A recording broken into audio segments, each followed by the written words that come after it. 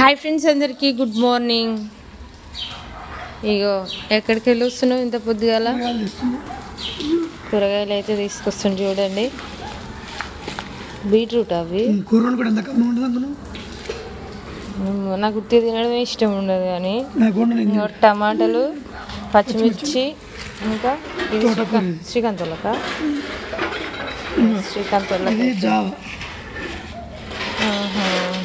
Java కొనుకొచ్చినాము.